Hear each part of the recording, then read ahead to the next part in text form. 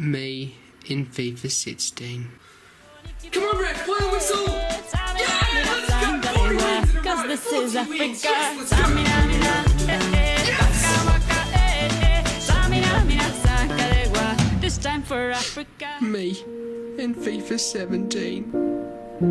All around me are familiar faces, worn out places, worn out faces, bright and early for the daily races, going nowhere, going nowhere. Their tears are filling up their glasses, no expression, no. Oh wait, shit, forgot the tears.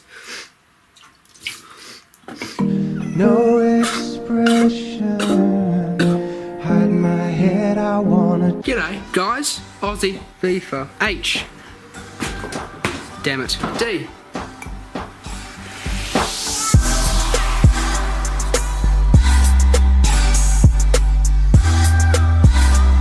G'day guys, Aussie FIFA HD, and welcome back to another episode of FUT Champions to Glory Week 5 on my channel. So today, you guys will be seeing games 1 to 10 from Week 5 of FUT Champions, and yeah, you guys will experience how it went. And I will admit, I did go fairly well in the first 10 games, but then yeah, you don't really want to know about the rest. But to be honest though, I actually didn't end up playing the last 9 of my FUT Champions games because I was fairly busy. Yeah, as you saw in the last video, I was studying. You guys will also be seeing the packs that I indeed did get from this week of FUT Champions. They were released today. I opened them today. You guys will see what I got in those packs after the gameplay. But if you enjoyed the video, be sure to hit the like button. If you're new to the channel, be sure to hit the subscribe button to help it grow. I hope you enjoyed this video, and yeah, let's get into the gameplay.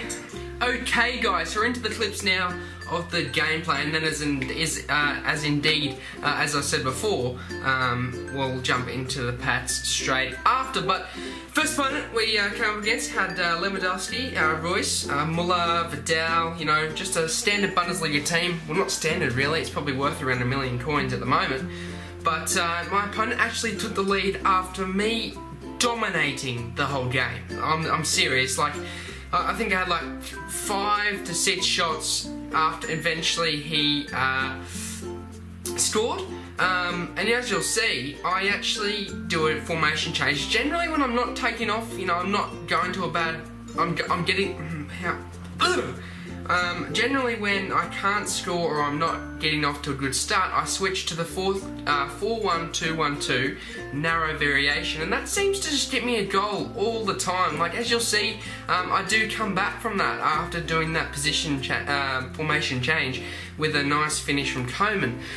But it just seems to me that the 4-3-2-1 is great for the starting first half an hour of the game, and then eventually, I just find that after you switch to 4-1-2-1-2, I just seem to score more goals. I seem to come back in games, and I'm 1-0 down, you know, I seem to come back. As you'll see here, I put the ball through to Quadrado, and Quadrado with a nice tidy finish in the 77th minute.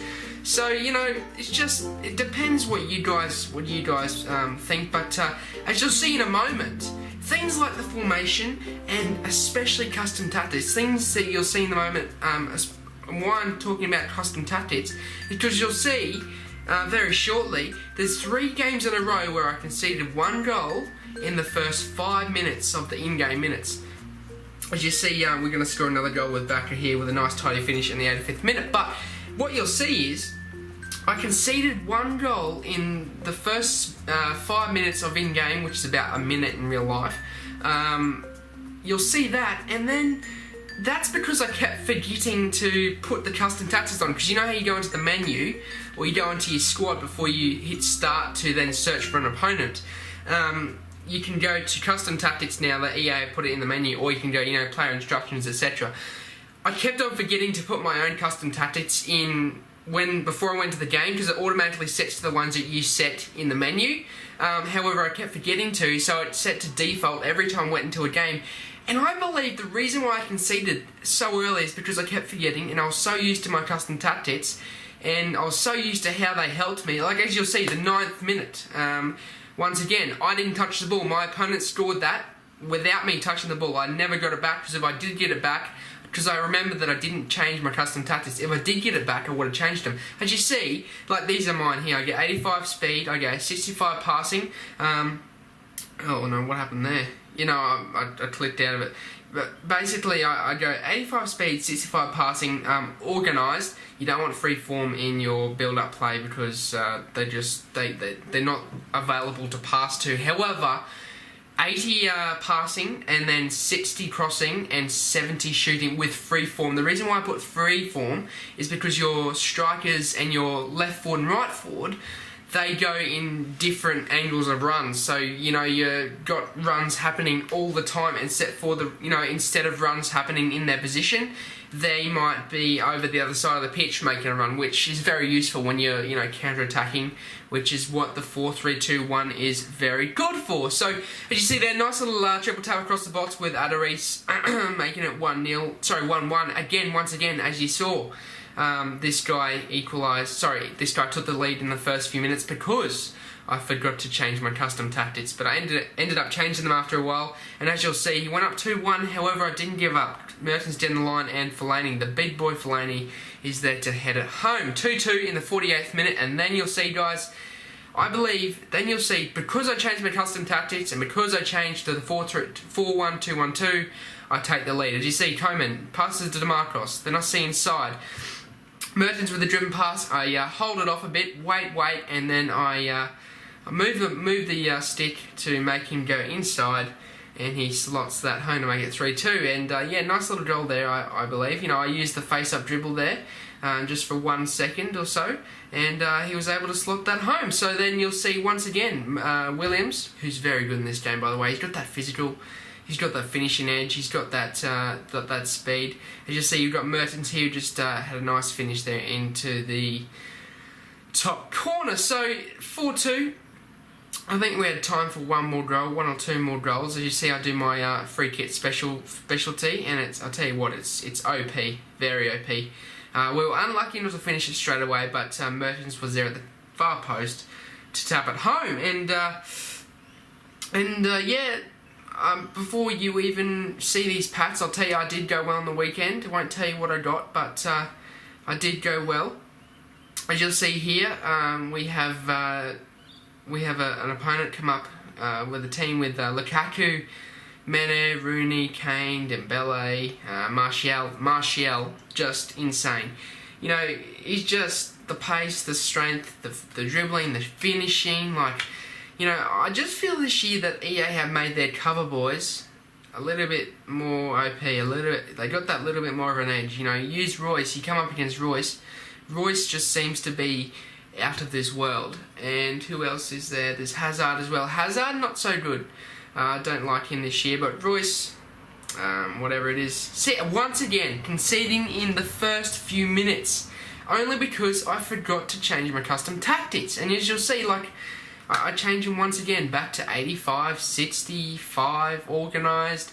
I go passing 80, 60, then 70 with free form, then 45, and 54 with organised. Make sure it's organised for defence.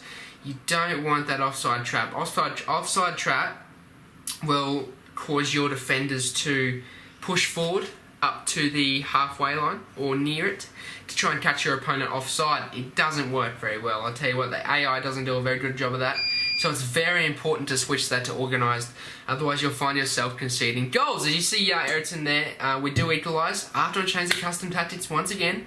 But I do believe, did I win this game? I think I did. Williams with a nice screw turn there, and a nice EA driven shot into the bottom corner to make it 2-1 in the 17th minute. So we had a nice start off of this game. Well, no, we didn't have a nice start. Conceded 1-0. However, my opponent was able I was able to hang on and get a 2-1 victory. So as you see, we jump into a game here. My opponent has a he has a BPL side with a leader defence and very decent side. Cazorla, I find gives me trouble. That Rui Costa on the left back, I'll tell you what, if you use Gaia or if you use Marcelo, just give Rui a chance. Like Rui the hero, I just think he's brilliant. Like the pace, not so much. You add a shadow card, so much. Sorry, not you add a shadow card and it increases that by about 10, and that's insane. Once again, I cannot stress just how annoying it is. I concede again in the first few minutes because I didn't change the custom tactics. Eventually, because you're probably thinking they're saying, well, why don't you just change them in the menu? Well, eventually I actually remembered before I jumped into a game. You see, I was under pressure to play a lot of games this weekend. I was rushed for time. I had to make use of my time. I didn't actually think of it until a while after I started playing these games. But yeah, as you see, once again, and I think my opponent does win this game though, as he has 1-0 lead, 34th minute. I make the tackle there, but as you know, Yates takes its place. He does a driven pass across the box, and Musa is there to tap it home. It was 2-1, and I believe I did come back with another goal eventually. Yes, it was from kickoff, and eventually I made a comeback after half-time, 45th minute. So nice build-up play here. As you see, I'm passing around doing a little ticker-tacker with my players there. I see inside with Koke, and just, brilliant finish. Actually, was that Koke? Yeah, it was Koke. Brilliant finish from Koke. And, he's not bad. I tried out, who was it? Gomez, who plays for Barcelona. That was a 1-0 win, by the way. Gomez, who plays for Barcelona, he's not as good as Koke, because they're both 84 rated, both centre midfields.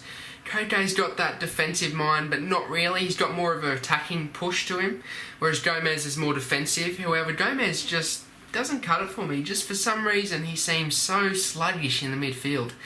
And Koke's just got that little bit extra place. But look at this team. God damn. Like Pogba, informed Kante brilliant this year, by the way. Payet, Sterling, the squad builder Sterling.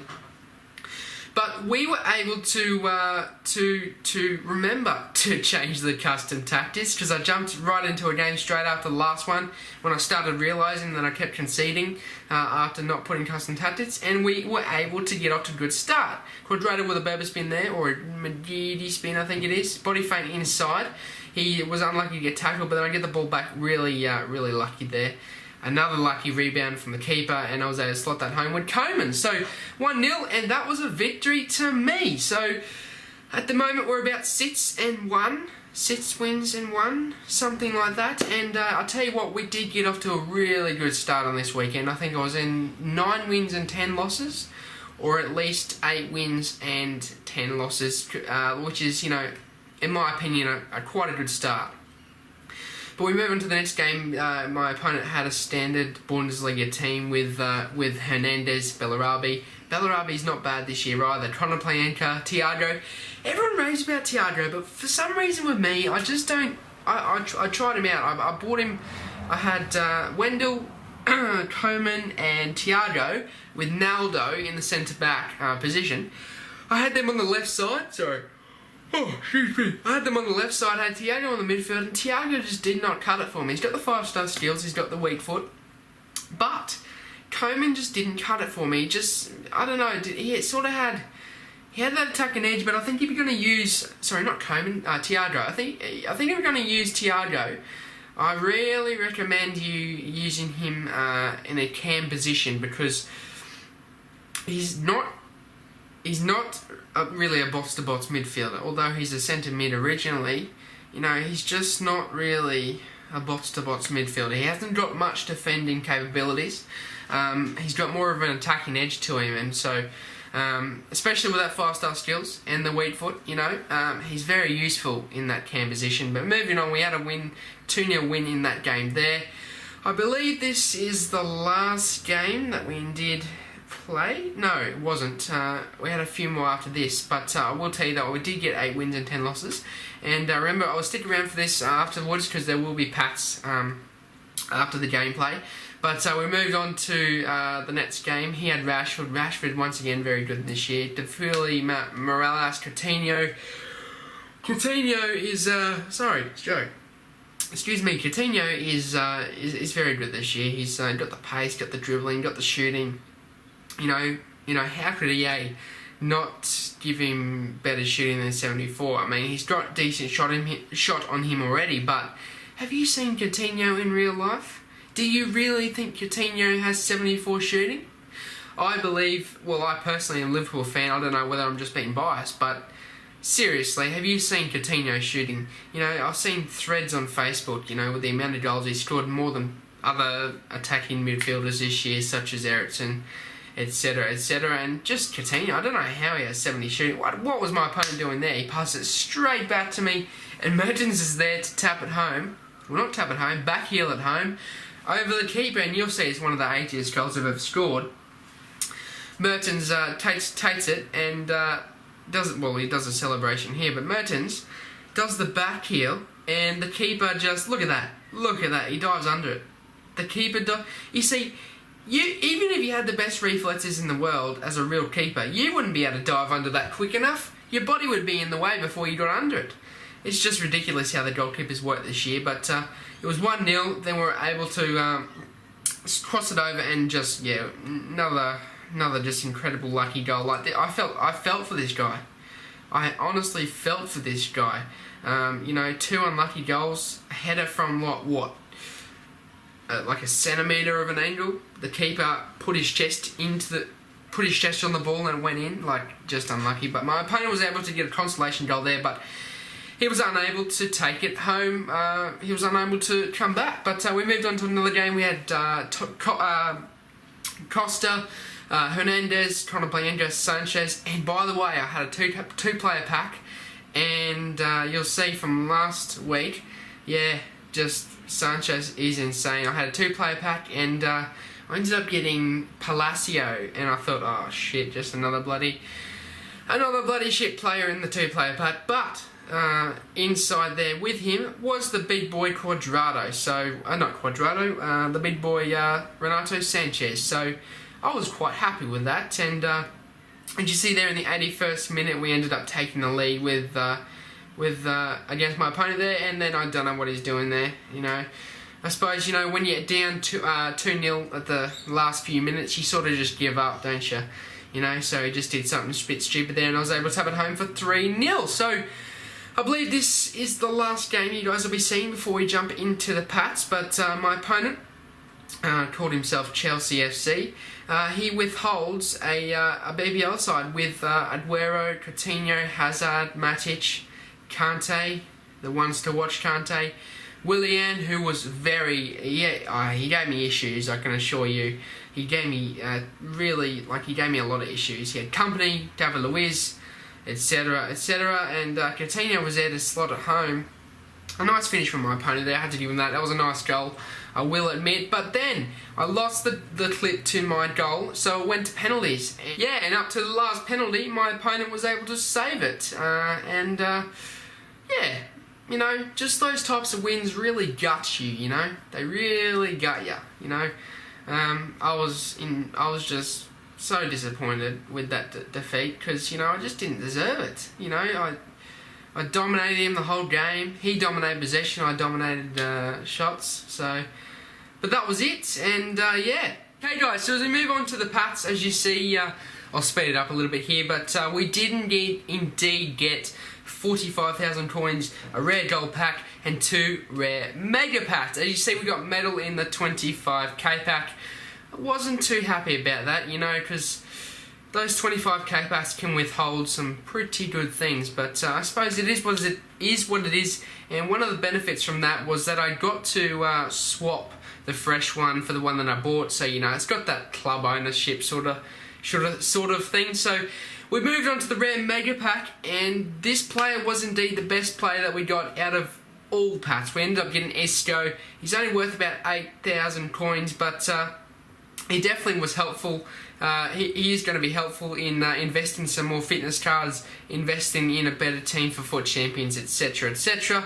And yeah, he ended up going for about 8k, something like that. As you see, I store all of my players to the transfer list, and then I store all of the contracts and fitness cards to the club, because eventually one day they will be worth a lot more than what they are now. I ended up selling the Tottenham kit for 200 coins. It's an extra 200 coins is better than discarding for 50. So we then moved on to the next the next rare major pack, and look who we got. Bernat. Yes, that's it. It's disappointing. A 55 rare major pack, is worth around 60,000 coins.